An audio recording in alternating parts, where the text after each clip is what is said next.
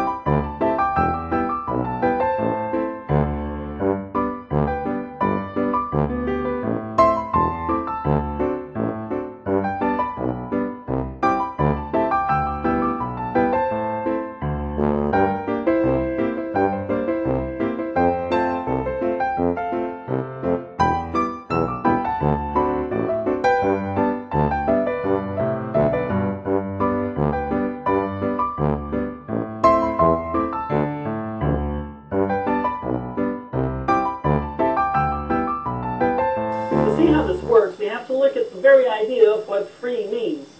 In essence, at its very core, free means in the absence of force.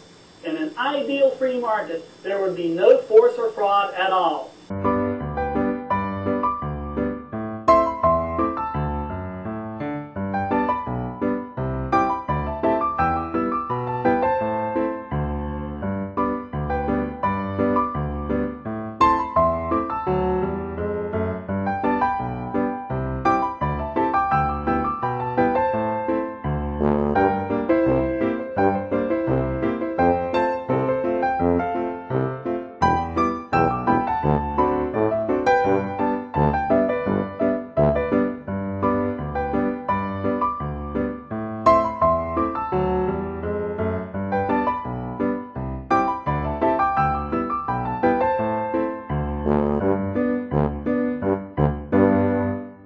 When the Fed prints money to stimulate the economy, the equilibrium quantity between aggregate demand and short-run aggregate supply increases. When it increases higher than the amount of long-run aggregate supply, the economy needs to lower the overall quantity being produced to bring the system back into balance.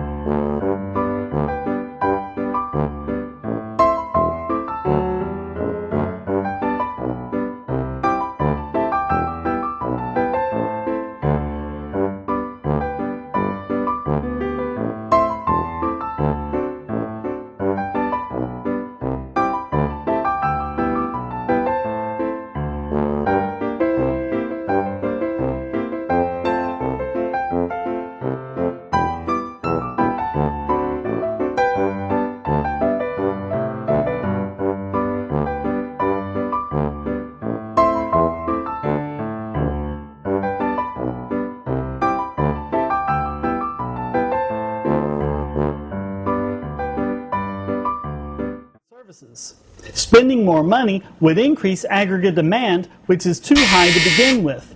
If it weren't, we wouldn't be in a recession. We need to cut back on spending and increase investment. That way, more goods and services will be produced, and the new long-run equilibrium will be at a higher point, while aggregate demand drops to an appropriate level. President Obama is doing precisely the wrong thing.